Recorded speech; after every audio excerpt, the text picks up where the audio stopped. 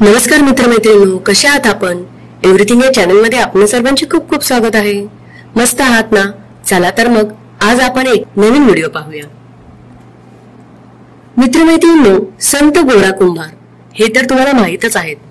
आज आपण त्यांच्याबद्दल माहिती पाहणार आहोत. संत गोरा कुंभार हे महाराष्ट्रातील वारकरी संप्रदायातील संत होते. ते नामदेव व ज्ञानेश्वरांचे समकालीन मानले जातात व तज्ञांच्या मते 1189 इसवी सन 1276 साली त्यांचा जन्म झाला असावा. संत गोरा कुंभार यांनी अनेक अभंग लिहिले आहेत. गोरा कुंभार हे विठ्ठलाचे पांडुरंगाचे मोठे भक्त होते. तेर नगरीत गोराबा काका यांच्या घराण्याची परंपरा वार्षिक वृत्तीची व सदाचारी वृत्तीची होती. तेर येथील काळेश्वर या ग्रामदैवतांचे त्यांचे घराणे उपासक होते. दोघे नवरा बायको कुंभारकाम व काबाड कष्ट करून आपल्या कुटुंबाचा उदरनिर्वाह करीत होते. सदाचारी सच्चील वृत्तीमुळे तेर गावात माधवबुवांना संत म्हणून गावकरी ओळखत होते. माधवबुवांना 8 मुले झाली होती. त्यांना झालेली मुले जगत नव्हती. त्यांनी आपली 8ही मुले काळेश्वराजवळील स्मशानातील गोरीत पुरली होती. ती 8ही मुले जिवंत कशी झाली या संबंधी एक आख्यायिका संत गोरोबा काका चरित्रामध्ये महादेव बाळाजी कुंभार यांनी सांगितले आहे. ते आपल्या चरित्रामध्ये म्हणतात, श्री माधवबुवा तेर येथील काळेश्वराची उपासना करीत होते. त्यांना 8 पुत्र होते, परंतु ते सर्व एकामागून एक निर्वतले. पुढे कालांतराने परमात्मा पांडुरंग ब्राह्मणाचा वेश घेऊन त्यांच्या घरी आले. तेव्हा त्यांनी खिन्न मुद्रा पाहून देवांनी त्यांना विचारले की तुम्ही दुःखी का? माधवबुवांनी सांगितले की आमची 8ही मुले देवाने नेली म्हणून दुःखी आहोत. नंतर देवांनी 8 मुलांना जेथे मूठ माती दिली ती जागा दाखवण्यास सांगितली. माधवबुवांनी त्यांना काळेश्वर जवळील स्मशानात नेले व देवास 8ही मुले कोठी पुरली ती जागा दाखवली. देवांनी सर्व मुलांची प्रेते उकरण्यास सांगितले. बुवांनी त्याप्रमाणे 8ही मुलांची प्रेते बाहेर काढली. देवाने पाहिले व 7 मुलांना आपल्या हाताचा स्पर्शाने जिवंत केले व त्यांना स्वर्गात पाठवले व नंतर 8वा मुलगा जिवंत केला. तोही स्वर्गाच्या मार्गाने निघाला, परंतु देवाने त्यास जाऊ दिले नाही. भगवंताने त्याला आपल्या हातात घेऊन माधवबुवा रखुमाईच्या स्वाधीन केले. देव म्हणाले, तुला गोरीतून काढले म्हणून तुझे नाव गोरोबा ठेवले. या आख्यायीच्या मागे चमत्काराचा भाग असलेला दिसून येतो. संतांच्या चारित्र्यात असे अनेकविध चैतन्याचे चमत्कार वर्णविले आहेत. चैतन्याचे चैतन्य म्हणजे पण बऱ्याचदा समृद्ध समाजाला असा चमत्कारातून चेतना मिळण्याऐवजी त्यांच्या ठिकाणी अंधश्रद्धा बाळवताना दिसते.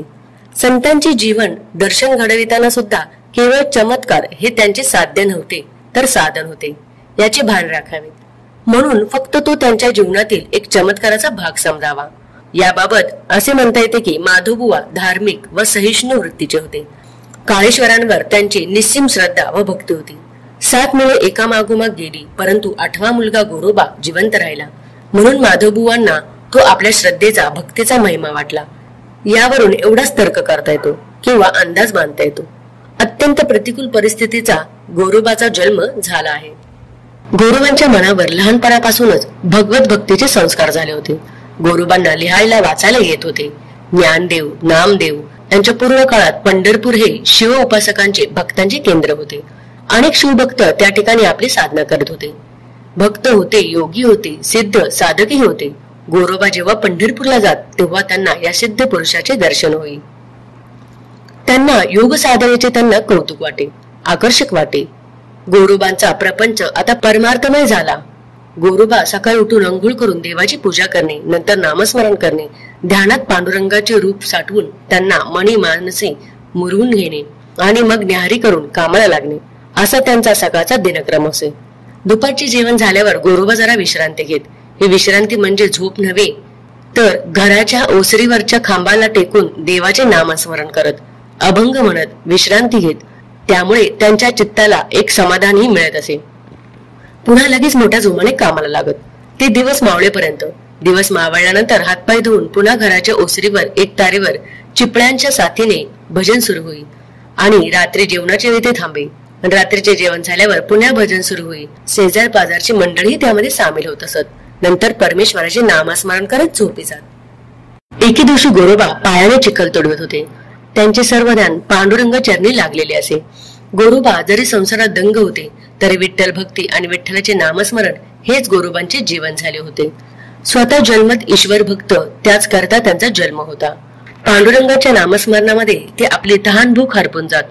स्वदेहाचे भानच त्यांना राहत नसे.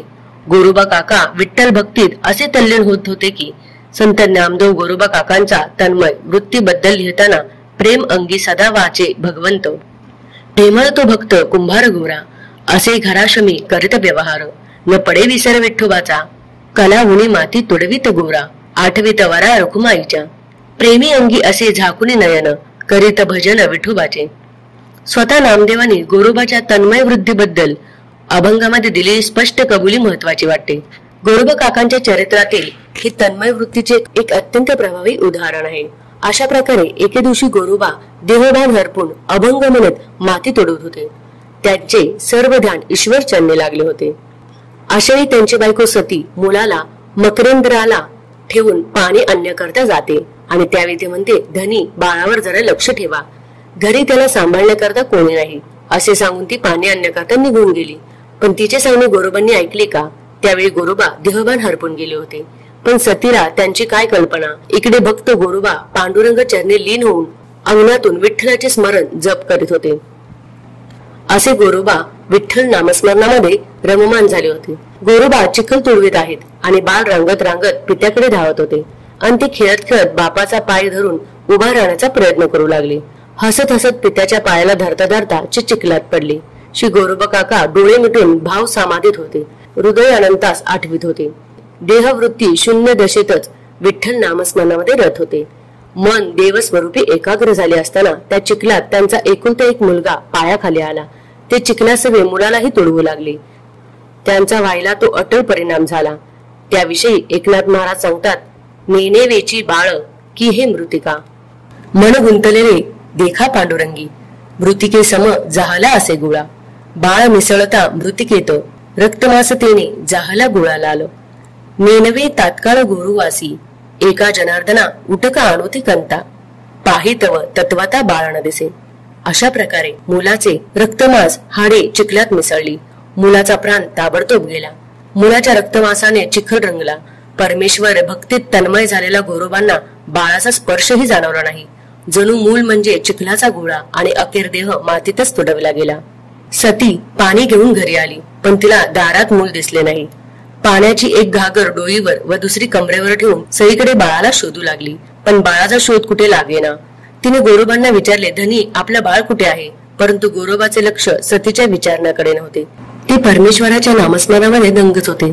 सतीने गोरोबांना खूप विचारले, पण त्यांना सांगता आले नाही. शेवटी ती मनात दचकली आणि तिची नजर चिखलाकडे गेली. आपलं बाळ चिखलामध्ये तुडवलं गेलं आहे हे तिच्या लक्षात आले. सतीने आक्रोश सुरू केला. बायकोचा आक्रोश कानावर येताच गोरोबा ध्यानावर आले आणि सती रागारागाने गोरोबाला बोलू लागली. ती रागाच्या भरात गोरोबांना काय म्हणते ह्याचे नामदेव आपल्या अभंगात यथोचित शब्दात वर्णन करताना, जळो हे भजन तुझे आता, डोळे असोनिया जहालाशी आंधळा, कोठुनी कापाळा पाडलासी, कसा बासी तरी काही येते दया, का रे बाळ राया तुडविले. सतीच्या आकंताने मूल आपल्या पायाखाली तुडवले गेले आहे हे गोरोबाच्या लक्षात येते. गोरोबांना या गोष्टीचे अत्यंत वाईट वाटते. त्यांच्या अंतःकरणाला खूप वेदना होतात. पण हातून झालेली चूक दुरुस्त करता येणार नव्हती. परंतु सतीने विठ्ठलाविषयी जे अनुद्वार काढले त्यांनी गोरोबा खवळले. त्यांनी तिला हातातील चिपळ्या फेकून मारल्या व चाकाचे दांडके काढून मारायला धावले. ज्यावेळी सतीने गोरोबांना विठ्ठलाची आण शपथघात या प्रसंगाने नामदेव आपल्या अभंगात यथोचित असे वर्णन करत हातबोट मज लावशील आता, आण तुला सर्वता विठोबाची, एकताची ऐसे ठेवी येला काठी, राहिला उगाची गोरा तेव्हा. सतीने विठ्ठलाची शपथ घातल्याने गोरोबा मारता मारता तेथेच थांबले. सतीचा आकांत सुरूच होता. शेजार पाजारचे पुरुष बायका जमा झाल्या. त्या गोरोबांना दूषण देऊ लागल्या. सती माझा बाळ कुठे आहे, माझा बाळ कुठे आहे म्हणून छाती बडवून घेत होते. हा सगळा प्रकार आता गोरोबाला चांगलाच उमजला. अन गोरोबा सतीला म्हणाले, कारभारीन माझ्या हातून फार मोठी चूक झाली. कर्माची गती वेगळीच असते. देवाचे नामस्मरण करता करता त्या नामाशी एकरूप जदी झालो हे कळलेच नाही, असे म्हणून गोरोबांनी आपल्या बायकोची क्षमा मागितली. सतीने देखील या प्रसंगी अखेर मनावर ताबा ठेवला. येथे भाविकांनी रसिकांनी गोरोबा काकांनी मुलांना चिखलात तुडवून मारले। या घटनेचा अर्थ गोरोबाच्या भावभक्तीचा प्रकार म्हणावा असे वाटते, कारण संत जीवनात चरित्रात असा अनेक चमत्कार घटना येतात। त्यामागे संत चरित्रे सर्वसामान्य माणसाहूनही वेगळे वाटावे, संत चरित्राचे महत्व वाढावे असाच भाव असलेला दिसून येतो आणि या घटना साधकांना चेतना देणाऱ्या म्हणूनच रेखाटल्या आहेत। म्हणून अशा घटनांचा आजच्या जीवनात अर्थ घेताना भक्तिभावाचा हा प्रकार समजावा। काही दिवस गोरोबा सतीचा अबोला चाललेला, कोणीही कोणाशीच बोलेना चालेना। एके दिवशी सतीने असा विचार केला की असा अबोला धरून आपला संसार कसा चालणार। सतीला मुलाची आणि मातृत्वाची ओढ होती। आनना बाण उगीच संसारात ताण निर्माण झाला। उगाउगी आपण धान्याला विठ्ठलाची आण घातली, त्यामुळे त्यांनी प्रपंचाविषयी विरक्ती स्वीकारली, संसारापासून दूर जाऊ लागले असे तिला वाटू लागले। गोरोबा संसारात उदास राहून परमेश्वरात आणि त्यांच्या नामस्मरणात अधिक एकरूप होऊ लागले। गोरोबांची संसाराविषयीची उदासीनता सतीला सहन होत नव्हती। एक वंशाचा देवा गेला, आता वंशाला दुसरा देव हवा। संत गोरोबांनी तर संसारात पूर्णपणे वैराग्य पत्करले। शेवटी सतीने मनाशी विचार केला आणि ती एके दिवशी गोरोबांचे पाय धुण्याकरता गेली। गोरोबा म्हणतात, खबरदार माझ्या अंगाला स्पर्श करशील तर। अगं तू मला विठ्ठलाची शपथ घातली आहेस ना, मग माझ्या अंगाला हात का लावलीस? जर माझ्या अंगाला हात लावशील तर तुलाही पांडुरंगाची शपथ। मग सूर्य पश्चिमेस उगवेल, समुद्र आपली मर्यादा सोडेल, परंतु विठ्ठलाची शपथ मी कधी मोडणार नाही। अशा प्रकारे बरेच दिवस गेले। गोरोबांची अवस्था असोनी संत नसोनी संसारी अशीच झाली होती। अखंड नामस्मरण, देवाची भक्ती आणि आपला कामधंदा एवढेच त्यांना माहित होते। 1 वर्ष होऊन गेली तरी त्यांनी सतीच्या अंगाला स्पर्शही नाही केला। दुरूनच बोलणे वागणे, सतीसारखी भाऊक मनाशी प्रेमळ संसारी स्त्री तिने गोरोबांची काळजी परोपरीने घ्यायला सुरुवात केली। तिची ही पतिसेवा दिवसेंदिवस एखाद्या व्रतासारखी होऊ लागली। ती गोरोबांना जीवापाड पलीकडे सपू लागली। तरीही गोरोबा तिच्याशी अलिप्त वृत्तीने वागू लागले। त्यामुळे सतीच्या जीवाला एक काळजी लागून गेली। आपण भावनेच्या दुःखाच्या भरात आपण वाटेल तसे मनाला येईल तसे बोलून जातो, पण त्याचा केवढा मोठा विपरीत परिणाम भोगावा लागतो। यातून सतीच्या मनातील संसाराची चित्ता आणि गोरोबाच्या मनाची विरक्ती दिसून येते। या सर्व प्रसंगातून गोरोबाच्या कुटुंबाची मानसिकताही स्पष्ट होते। तर मित्रमैत्रिणींनो, अशा प्रकारे गोरोबा हे त्यांच्या नामस्मरणामध्ये मग्न होते व त्यामुळे त्यांच्याकडून चुकून हे मूल तुडवले गेले।